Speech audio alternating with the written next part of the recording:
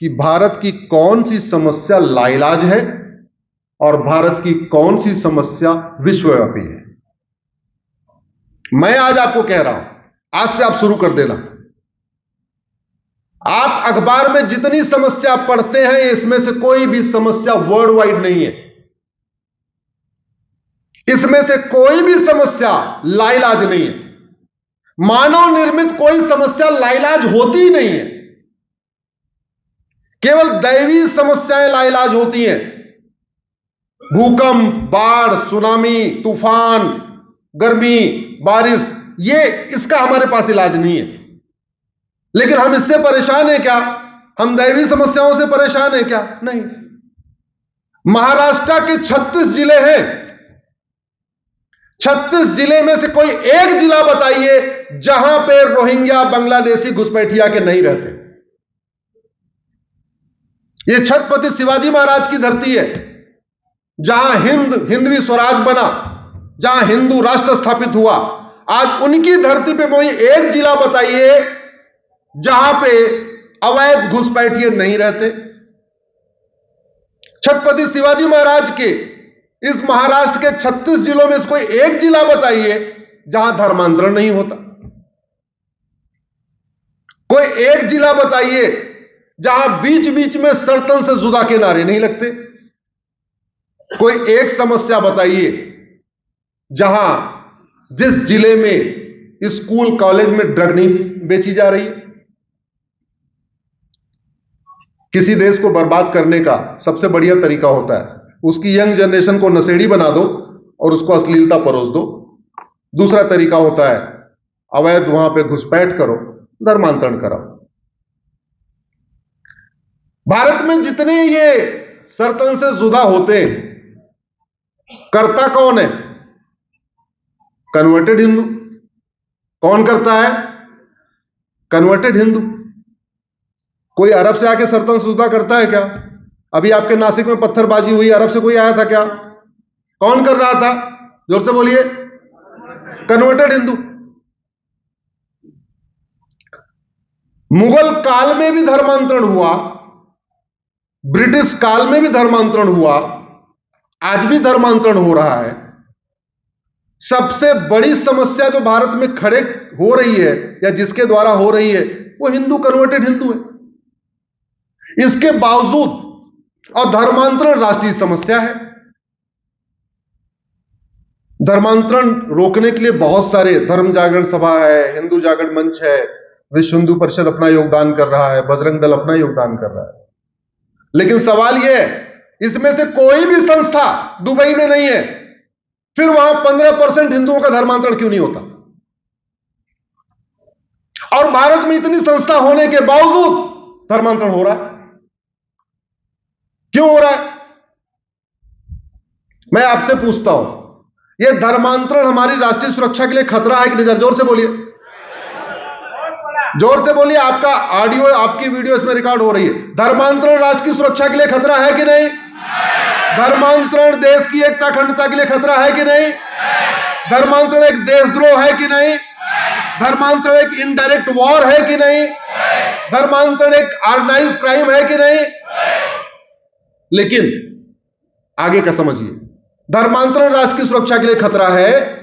राष्ट्रीय सुरक्षा से लिए जो खतरा होता है उससे निपटने के लिए हमारे पास एक कानून है, एनएसए, नेशनल सिक्योरिटी एक्ट।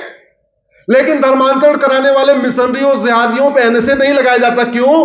क्योंकि राष्ट्रीय सुरक्षा के लिए क्या खतरा है वो कानून में कहीं लिखा ही नहीं। हमने धर्मांतरण को राष्ट्र की सुरक्षा के लिए खतरा घोषित ही नहीं किया, एनएसए बना दिया या ऑडिटोरियम बना दिया, लेकिन यह नहीं बताया इसमें कैसी कैसी सभाएं होंगी। इसमें माओवादियों की सभा होगी, अलगाववादियों की होगी या राष्ट्रवादियों की होगी, यह इसके चार्टर में हमने लिखा नहीं। धर्मांतरण देश की एकता अखंडता के लिए खतरा है, उससे निपटने के लिए यूएपीए है जिसमें 10 साल तक की सजा होती है। लेकिन यूएपीए में धर्मांतरण को शामिल ही नहीं किया। धर्मांतरण देश की एकता अखंडता के लिए खतरा है ऐसा यूएपीए में लिखा ही नहीं। तो पूरे भारत की कोई भी पुलिस यूएपीए लगाती नहीं। पुराने वाले कानून में भी वेजिंग वॉर थी, नए वाले कानून में जो बीएनएस आया इसमें भी वेजिंग वॉर है। और धर्मांतरण वेजिंग वॉर है। मुगल यहां सत्ता के लिए नहीं आए थे, सत्ता तो उनके लिए एक साधन था।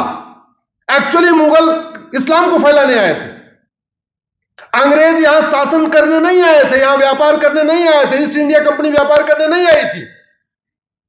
अंग्रेज यहां पे क्रिश्चियनिटी को फैलाने आए थे। शासन तो उनके लिए एक माध्यम था, क्योंकि सत्ता हासिल करके कन्वर्जन करना आसान होता है। तो धर्मांतरण वेजिंग वॉर है, वेजिंग वॉर की धारा है। वेजिंग वॉर में आजीवन कारावास, फांसी होता है, लेकिन वेजिंग वॉर में कहीं लिखा ही नहीं कि धर्मांतरण वेजिंग वॉर है।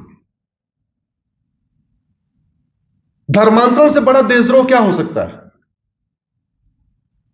अरे जो जननी जन्मभूमि से स्वर्गादप गरियसी को मानते हैं, जो लोग वसुधैव कुटुंबकम को मानते हैं, जो नारी तू नारायणी को मानते हैं, जो सर्वमंगल मांगल्य को मानते हैं, जो सबका साथ सबका विकास को मानते हैं, उनको एक ऐसे रिलीजन में ले आके खड़ा कर देना जो संविधान के बिल्कुल खिलाफ है। संविधान कहता है इक्वलिटी प्रियम्बल में, वो मजहब कहता है सब एक समान नहीं है। संविधान कहता है फ्रेटर्निटी, वो कह रहा है नहीं, सबसे भाईचारा नहीं हो सकता। संविधान कहता है यूनिटी, नेशनल इंटीग्रेशन, वो कह रहा है ना, वंदे मातरम हराम है। संविधान आर्टिकल 25 फ्रीडम ऑफ रिलीजन देता है, फ्रीडम ऑफ कन्वर्जन नहीं देता।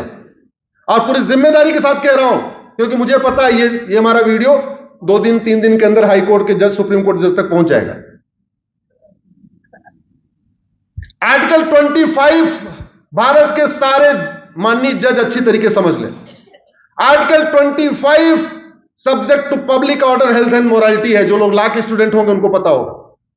उसमें लिखा हुआ है freedom of religion subject to public order. आपको वहीं तक अपने पंथ को मानने की आजादी है जिससे पब्लिक ऑर्डर डिस्टर्ब ना हो। Freedom of religion subject to health, आपको वहीं तक मानने की आजादी है दूसरों का स्वास्थ्य खराब ना हो। आपको वहीं तक फ्रीडम ऑफ रिलीजन है जहां तक मोरल हो, इमोरल नहीं। झूठ बोल के, धोखा दे के, लालच दे के, पहचान छुपा के धर्मांतरण कराना ये इमोरल है। इसलिए संविधान का आर्टिकल 25 फ्रीडम ऑफ रिलीजन तो देता है, फ्रीडम ऑफ कन्वर्जन नहीं देता। और वैसे भी रिलीजन और धर्म में जमीन आसमान का अंतर है। अब देशद्रोह की धारा है, लेकिन देशद्रोह में यह नहीं लिखा है कि क्या क्या देशद्रोह है। धर्मांतरण एक व्यक्ति करता है, पूरा एक सिंडिकेट होता है, कई सारे लोग होते हैं। जोर से बोलिए जरा। सिंडिकेट होता है, कोई पैसा देता है, कोई जगह देता है, कोई लिटरेचर देता है, कोई मटेरियल देता है, कोई पहचान छुपाने के लिए कर देता है। कुछ तो ऐसे भी हैं जो जिनके पास बाइक वाइक नहीं होती तो उनको बाइक उपलब्ध करा देते हैं, उनको अच्छे कपड़े उपलब्ध करा देते हैं। फटीचर टाइप के लोगों को अच्छे अच्छे कपड़े भी मिल जाते हैं। और ऑर्गेनाइज क्राइम से निपटने के लिए हर राज्य के पास अपना कानून है।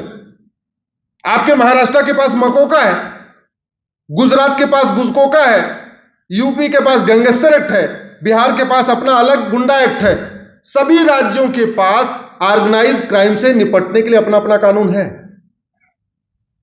लेकिन आज तक आपके राज्य में किसी भी धर्मांतरण कराने वाले मिशनरी, जिहादी या उसके मददगार पे मकोका लगा ही नहीं। क्यों? क्योंकि मकोका में हमने डिफाइन ही नहीं किया कि धर्मांतरण भी एक ऑर्गेनाइज क्राइम। मैं आप आज छत्रपति शिवाजी महाराज की धरती से, भगवान त्र्यंबकेश्वर की पवित्र भूमि से आपके सामने पूरी कॉन्फिडेंस के साथ कह रहा हूं, महाराष्ट्र की सरकार धर्मांतरण कराने वाले मिशनरियों, जिहादियों और उनके मददगारों पे 5 कानून लगाए, एनसे लगाए, यूएपीए लगाए, वेजिंग वॉर लगाए, देशद्रोह लगाए और मकोका लगाए। अगर 1 महीने के अंदर आपके महाराष्ट्र में धर्मांतरण न बंद हो जाए, मैं आजीवन सार्वजनिक जीवन में मुंह नहीं दिखाऊंगा।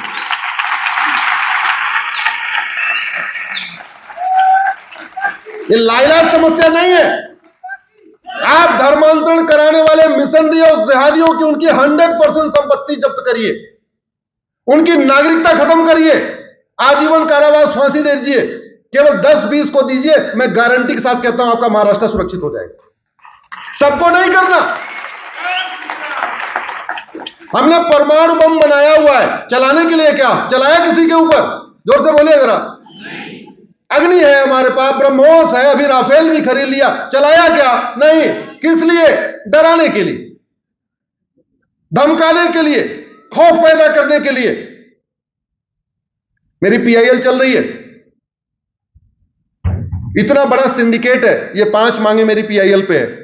उन्होंने पहला, जैसे माननीय सुप्रीम कोर्ट में जस्टिस एमबी शाह थे गुजरात के, उन्होंने ऑर्डर पास किया कि धर्मांतरण राष्ट्र की सुरक्षा के लिए खतरा है। आप गूगल करिएगा, conversion is a serious threat to national security, ऐसा करके पब्लिश हुआ है 2022 में। मैंने वो ऑर्डर उत्तर प्रदेश में गाजियाबाद के पुलिस कमिश्नर को दिया। क्यों दिया?